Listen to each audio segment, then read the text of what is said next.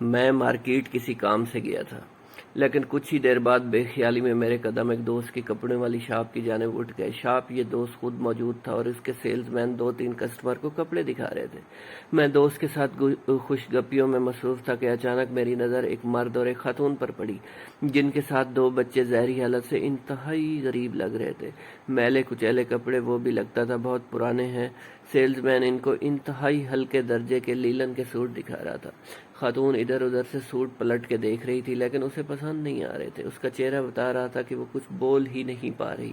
شوہر اسے کہہ رہا تھا کہ جو پسند ہے لے لو، لیکن وہ دھیمی آواز میں شوہر کو کہہ رہی تھی ریٹ بہت زیادہ مہنگا ہے، کیا لوں کیا نہ لوں، جبکہ سیلز مین اسے اس چیز پر قائل کر رہا تھا کہ یہ اچھی لیلن ہے اور ریٹ چڑھ گئے ہیں وغیرہ وغیرہ۔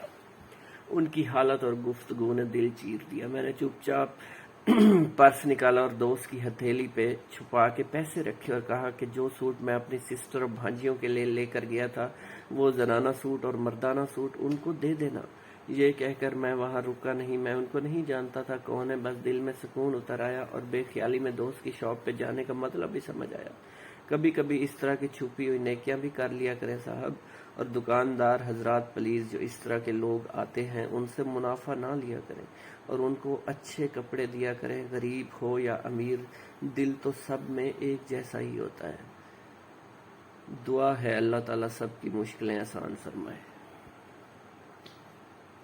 ویورز، آپ کو سٹوری اچھی لگی ہو تو چینل کو سبسکرائب کرنا مت بھولیے گا۔